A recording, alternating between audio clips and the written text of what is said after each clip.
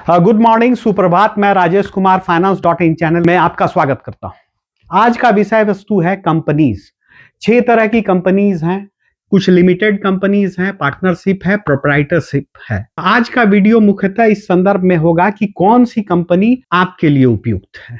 Company सब जानते हैं, लेकिन उपयुक्त कौन सी कंपनी अपने लिए है, इसमें मुख्य कंफ्यूजन होता है। दोस्तों, 1 person private limited, proprietorship, partnership, LLP, limited liability partnership, private limited, public limited, ये 6 कंपनियां हैं। अब लिमिटेड का अर्थ क्या है? लिमिटेड का अर्थ है कि यहां लायबिलिटी लिमिटेड कर दी गई है। अगर किसी कारणवश बिजनेस चलाते वक्त कुछ ऐसी बहुत बड़ी देनदारी आ गई, बिजनेस फ्लॉप हो गया, तो पर्सनल एसेट्स को नहीं टच किया जाएगा। प्रमोटर्स के पर्सनल एसेट्स, घर, वाहन, मकान, दुकान को नहीं टच किया जाएगा। कंपनी के एसेट्स से ही लायबिलिटी रिकवर की जाएगी। लेकिन अगर लायबिलिटी अनकवर्ड रह गई, नहीं रिकवर हुई, तो वो व्यक्ति फिर दूसरे किसी कंपनी में प्रमोटर नहीं बन सकता है। 1 person private limited act 2013 act से बनी हुई है, इसीलिए एक लीगल एंटिटी है।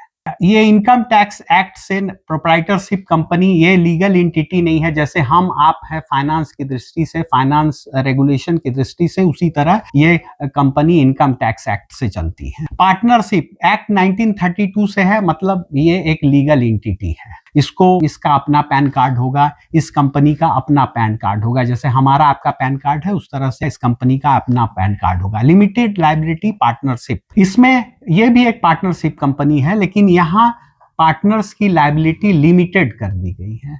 मतलब कि देनदारी की स्थिति में पार्टनर्स के पर्सनल एसेट्स को नहीं छुआ जाएगा। यहाँ पार्टनरशिप में क्या है कि जॉइंट लायबिलिटी भी नहीं है। मतलब कि अगर आप 20% के पार्टनर हैं तो आपकी लायबिलिटी 20% ही है किसी भी देनदारी में। अगर आप 80% के पार्टनर हैं तो आपकी देनदारी किसी भी लायबिलिटी के कंडीशन में 80% है।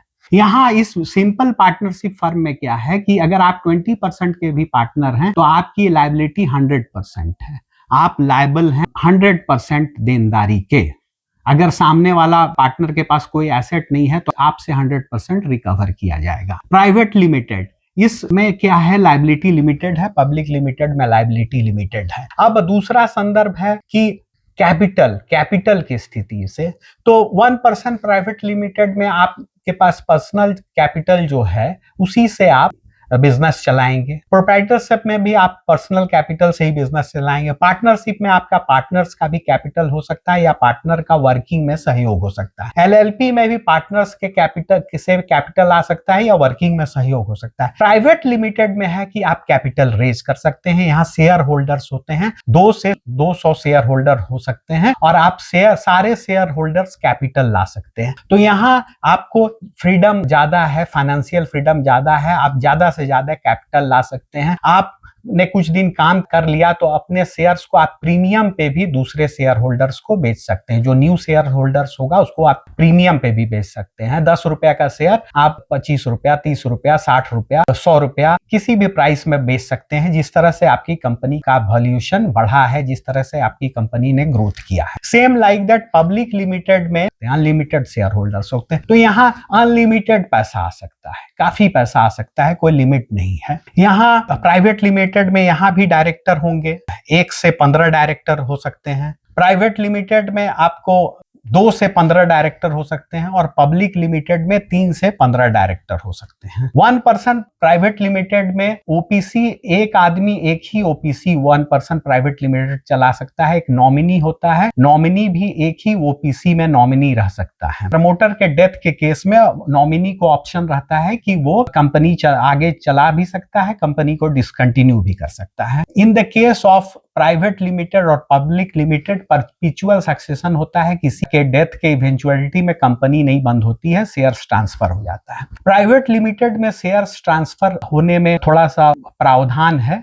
शेयर्स आप प्रावधान का अनुकरण करके ही ट्रांसफर कर सकते हैं। गवर्नमेंट को भी इन्फॉर्म करना पड़ता है, कुछ लीगल फॉर्मेलिटीज करनी पड़ती है। पब्लिक लिमिटेड में स्टॉक एक्सचेंजेस में शेयर्स ट्रेडेड होता है। स्टॉक एक्सचेंज में आप तुरंत शेयर बेच सकते हैं, लिक्विडिटी काफी है, मतलब आपके शेयर्स कभी भी बेचकर आप तुरंत लिक्विड कैश ले सकते हैं, तो यहाँ काफी लिक्विडिटी है। 1 पर्सन प्राइवेट लिमिटेड एमओए और एओए से बनता है, memorandum of association and article of association. Directors इसमें होते हैं, 1 से 15 डायरेक्टर हो सकते हैं, पैन होता है, टैन होता है, डीन होता है, और डायरेक्टर्स का एक अपना आइडेंटिफिकेशन नंबर होता है जिसको डीन कहते हैं। प्रोप्राइटरशिप में आप कंपनी को रजिस्ट्रेशन, जो भी टैक्स लॉज में, जीएसटी में, इनकम टैक्स में, जीएसटी में रजिस्ट्रेशन करा के आप स्टार्ट कर सकते हैं। पार्टनरशिप में एक पार्टनरशिप डीड होता है, उससे आप कंपनी को स्टार्ट कर सकते हैं। प्राइवेट लिमिटेड में मेमोरेंडम ऑफ एसोसिएशन है, आर्टिकल ऑफ एसोसिएशन है, उसके तहत ये कंपनी स्टार्ट हो सकती है। रजिस्ट्रेशन रजिस्ट्रार ऑफ कंपनीज के यहाँ होता है। पब्लिक लिमिटेड में सेम है, मेमोरेंडम ऑफ एसोसिएशन है, आर्टिकल एसोसिएशन है, और सेबी का कंट्रोल है। आईपीओ इसमें लॉन्च होता है, आईपीओ के थ्रू फंड्स रेजिंग होता है, इसलिए ह्यूज लार्ज अमाउंट यहाँ रेज किया जा सकता है। टैक्सेशन यहाँ डबल है, कंपनी को भी टैक्स देना पड़ता है, और कंपनी से जो डिविडेंड आपको मिला या प्रमोटर्स को जो डिविडेंड मिला उस पे भी प्रमोटर्स को या आपको इंडिविजुअल को टैक्स देना पड़ता है। डबल टैक्सेशन है। प्राइवेट लिमिटेड में भी सेम है, कंपनी को भी टैक्स देना होगा, और कंपनी के प्रमोटर्स या शेयर होल्डर्स को जो डिविडेंड मिला उस पे भी वो भी टैक्सेबल है। प्राइवेट लिमिटेड में दोस्तों एग्जांपल है कि ओयो, पेटीएम, जोमेटो, ये 3 कंपनियां जो अभी पब्लिक लिमिटेड हुई है अपना आईपीओ लॉन्च करके, ये पहले प्राइवेट लिमिटेड थी। पब्लिक लिमिटेड अभी जस्ट आईपीओ लॉन्च करके OYO, Paytm, Zomato public limited हुई है, और ये इन आईपीओ में प्रीमियम भी चार्ज किया जाता है। अगर कंपनी अच्छा परफॉर्म कर रही है, कंपनी का बढ़िया फाइनेंशियल बैकग्राउंड रहा है, फाइनेंशियल हिस्ट्री रही है, तो कंपनी 10 रुपए का शेयर प्रीमियम पे 40, 50, 70, 1500 तक जो भी वैल्यूएशन है उस पर बेचती है। जैसा कि आपको जोमेटो का शेयर 70 रुपए में हुआ, लाइक दैट प्रीमियम चार्ज किए जाते हैं। तो इस तरह से दोस्तों आप देख सकते हैं कि हमारा ये कंपनीज किस तरह फैसिलिटेट करती है व्यक्ति को बिजनेस के शिखर पे पहुंचने के लिए। ये कंपनीज किस तरह से फैसिलिटेट करती है आपको बिजनेस सीखने के लिए। अगर आप बिजनेस सीख रहे हैं, लेमैन है, न्यूकमर है, तो आप प्रोप्राइटरशिप कंपनी स्टार्ट करते हैं और आप बिजनेस को सीखते हैं, या आप पार्टनरशिप कंपनी, अगर फैमिली के मेंबर्स 2-4 मेंबर्स या दोस्त आना चाहते हैं तो पार्टनरशिप में स्टार्ट करते हैं, बिजनेस को जानते हैं, बिजनेस का, फिर आप प्राइवेट लिमिटेड में जाते हैं। प्राइवेट लिमिटेड में जानते हैं तो कंप्लायंसेस भी ज्यादा है, ज्यादा रूल्स एंड रेगुलेशन पालन करना पड़ता है, और उस एवज में रूल रेगुलेशंस पार करने के एवज में आपका खर्च ज्यादा होता है। इस कंपनी को चलाने में खर्च ज्यादा है, लेकिन स्कोप अनलिमिटेड है।